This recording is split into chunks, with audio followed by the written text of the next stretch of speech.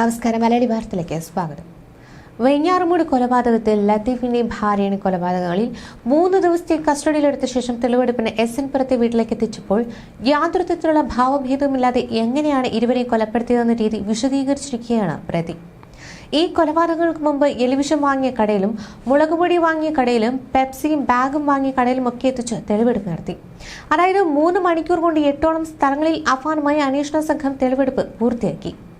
യാതൊരു കൂസലുമില്ലാതെ എങ്ങനെയാണ് കൃത്യം നടത്തിയതെന്നും അതിനുശേഷം എന്തൊക്കെയാണ് ചെയ്തതെന്നുമൊക്കെയാണ് അഫാൻ പോലീസിനോട് തെളിവെടുപ്പോടെ വ്യക്തമാക്കിയത്. മനുഷ്യ മനസാക്ഷിയെ ഞെട്ടിക്കുന്ന തരത്തിലുള്ള മറുപടിയാണ് അഫാൻ പോലീസിനോട് നടത്തിയിരിക്കുന്നത്. ലത്തീഫിനെ ആക്രമിച്ചതിനു ശേഷം സജിദ ബീവി ഇത് കാണുന്നു. അപ്പോൾ വാതിൽ തുറന്ന് പുറത്തേക്ക് ഓടി രക്ഷപ്പെടാൻ സജിദ ബീവി ശ്രമിക്കുമ്പോൾ ഒരു ചെറിയ അടി കൊടുക്കുമ്പോൾ തന്നെ അവർ വീഴുന്നു. പെട്ടെന്ന് വലിച്ചെടുത്ത് അകത്തേക്ക് കയറ്റി. ആ പിടച്ചിൽ കാണുമ്പോൾ വീണ്ടും കയ്യിലുണ്ടായിരുന്ന ചുറ്റിക കൊണ്ട് തുടരെ അടിച്ചു കൊലപ്പെടുത്തി എന്നാണ് അഫാൻ പറഞ്ഞിരിക്കുന്നത്. ആ പിടച്ചിൽ കണ്ടതുകൊണ്ടാണ് വീണ്ടും അടിച്ചത് എന്നാണ് യാതൊരു ഭാവമാറ്റവുമില്ലാതെ പ്രതി പോലീസിനോട് പറഞ്ഞിരിക്കുന്നത്. സജിദ ബീവിയെയും ആക്രമിച്ച ശേഷം വീട്ടിൽ നിന്ന് പുറത്തേക്ക് പോവുകയായിരുന്നു അഫാൻ. മൊബൈൽ ഫോണും അതുപോലെ ഇവിടെ ഉണ്ടായിരുന്ന വീടിന്റെ താക്കോലും കാറിന്റെ റിമോട്ടും ഒക്കെ എടുത്ത ശേഷമാണ് വീട്ടിൽ നിന്ന് പുറത്തേക്ക് പോകുന്നത്. ഈ സമയം ഫോണിൽ തുടരെ കോൾ വന്നുകൊണ്ടിരുന്നു. അതൊരു ശല്യമായതുകൊണ്ട് സമീപത്തെ വീട്ടിൽ ഉപേക്ഷിക്കുന്ന സാഹചര്യവും താക്കോലും ഉപേക്ഷിക്കുന്ന സാഹചര്യവും ഉണ്ടായി.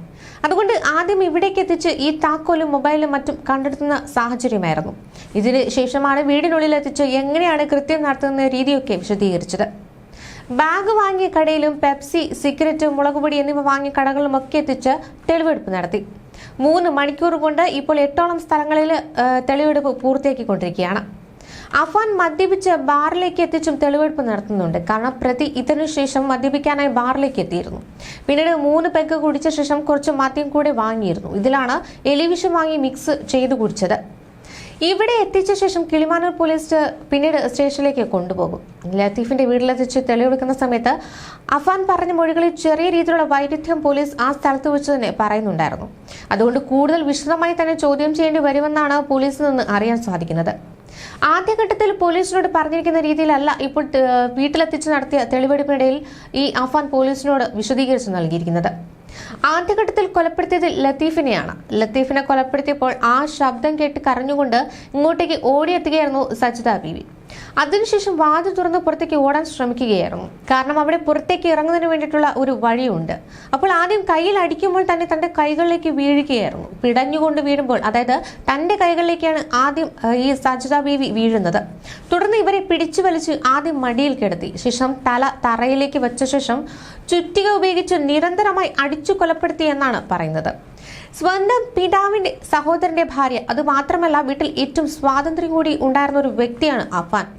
ഈ കുടുംബത്തിൽ 11 സഹോദരന്മാരിൽ ഇളയ സഹോദരന്റെ മകനാണ് അഫാൻ. അതുകൊണ്ട് തന്നെ വളരെയധികം സ്വാതന്ത്ര്യം അവിടെ ഉണ്ടായിരുന്നു. അടികൊണ്ട് പിടഞ്ഞ ശേഷം സജിദ ബീവിയെ മടിയിൽ കിടത്തി എന്നാണ് പോലീസിനോട് പറഞ്ഞിട്ടുള്ളത്. അതിനുശേഷമായിരുന്നു അതിക്രൂരമായ കൊലപാതകം അരങ്ങേറിയത്. എന്ത് ക്രൂരമാണെന്ന് ഒന്ന് ആലോചിച്ചു നോക്കൂ. സ്വന്തം മകനെ പോലെ അവർ വളർത്തിയ ഒരു മകൻ, 23 വയസ്സുകാരൻ, സ്വന്തം പിതാവിന്റെ സഹോദരനെയും അവരുടെ ഭാര്യയെ കൊലപ്പെടുത്തുന്ന കാര്യമാണ് അഫാൻ യാതൊരുവിധ പശ്ചാത്താപവുമില്ലാതെ അന്വേഷണ സംഘത്തോട് വിവരിച്ചത്. സാമ്പത്തിക ബുദ്ധിമുട്ട് പരിഹരിക്കാൻ ലത്തീഫ് സഹായിച്ചില്ലെന്ന പരാതിയാണ് അഫാൻ ഉന്നയിച്ചത്. പെൺസുഹൃത്തുമായുള്ള വിവാഹത്തെ എതിർത്തതും പരിഹസിച്ചതുമൊക്കെ അഫാന് ലത്തീഫിനുള്ള വൈരാഗ്യത്തിന് കാരണമായി മാറി. ഈ സംഭവ ദിവസം എസ്എൻപുരത്തെ വീട്ടിലെത്തിയ അഫാൻ വാക്കുതർക്കത്തിനൊടുവിലാണ് ലത്തീഫിനെ ചുറ്റിക കൊണ്ട് അടിച്ചു വീഴ്ത്തിയത്. അടുക്കളയിൽ നിന്ന് ഓടിയെത്തിയ സജിദ ബീവിയെ പിന്നാലെയാണ് കൊലപ്പെടുത്തിയത്. എസ്എൻപുരത്തേക്കുള്ള വഴിയിലെ CCTV ദൃശ്യങ്ങളും ശാസ്ത്രീയ സാഹചര്യ തെളിവുകളും അഫാന്റെ മൊഴിയുമൊക്കെ കൂട്ടിയിണക്കിയാണ് പോലീസ് ഈ അന്വേഷണമൊക്കെ നടത്തുന്നത്. പലപ്പോഴും കുറ്റബോധമോ ഭാവവ്യത്യാസമോ ഒന്നും ഇല്ലാതെയാണ് ഈ അഫാൻ പെരുമാറുന്നത്. കൊലപാതകങ്ങൾ നടന്ന ദിവസം കടക്കാർ വീട്ടിൽ പണം ചോദിച്ചു വന്നാൽ ഇവരെയൊക്കെ അപായപ്പെടുത്താൻ അഫാൻ മുളകുപൊടിയും വാങ്ങി സൂക്ഷിച്ചിട്ടുണ്ടായിരുന്നു. 5 കൊലപാതകം നടത്തിയ ശേഷം ഗ്യാസ് തുറന്നുവിട്ടത് ആ വീട്ടിൽ പിതാവ് റഹീം ഉൾപ്പെടെ ആരും താമസിക്കേണ്ടെന്ന ഉദ്ദേശത്തോടെയാണ്. ഗ്യാസ് തുറന്നുവിട്ടതിനു ശേഷം തനിയെ വീട് കത്തുമെന്നും കരുതിയാണ് ഈ വീട് പൂട്ടി പോലീസ് സ്റ്റേഷനിലേക്ക് പോയത്. പല വീടുകളിലായി തലക്കടിച്ചു കൊലപ്പെടുത്തിയവരുടെ വിവരം പുറം ലോകത്തെ അറിയിക്കണമെന്നൊരു ടാർഗറ്റ് കൂടി ഈ അഫ്സാന് ഉണ്ടായിരുന്നു. ഇതിനുശേഷമാണ് പിന്നീട് പോലീസ് സ്റ്റേഷനിലേക്ക് പോയത്. ഈ സമയത്തൊക്കെ കടയിൽ നിന്ന് 20 രൂപ കൊടുത്ത് വാങ്ങിയ എലിവിഷവും പ്രതി കഴിച്ചിരുന്നു. പിതൃ സഹോദരൻ ലത്തീഫിനെ കൊലപ്പെടുത്തിയത് സ്ഥിരമായുള്ള കുത്തുവാക്കളെ മറന്നുണ്ട് എന്നാണ് അഫാൻ പോലീസിനോട് വെളിപ്പെടുത്തിയത്. തലയ്ക്കടിച്ച് കൊലപ്പെടുത്തുന്നതിന് തൊട്ടു മുമ്പ് തന്നെ കുടുംബത്തെ നശിപ്പിച്ചത് നിങ്ങളാണെന്ന് അഫാൻ ലത്തീഫിനോട് പറഞ്ഞിരുന്നു. ഈ സോഫയിൽ നിന്ന് ലത്തീഫിന്റെ എതിർവശത്ത് വന്നിരുന്ന അഫാൻ പെട്ടെന്ന് ബാഗിൽ നിന്ന് ചുറ്റികയെടുത്ത് തലയ്ക്കടിക്കുകയായിരുന്നു. ഇതിനുശേഷം ഈ ബഹളം കേട്ടെത്തിയ ലത്തീഫിന്റെ ഭാര്യ സജ്ദ ബീവി നിലവിളിച്ചുകൊണ്ട് അടുക്കള ഭാഗത്തേക്ക് ഓടുകയായിരുന്നു. പിന്നാലെയാണ് പിന്തുടർന്ന് ഓടിയെത്തിയ അഫാൻ പുറകെ ഓടി സജ്ദ ബീവിയെയും അടിച്ചു വീഴ്ത്തിയത്.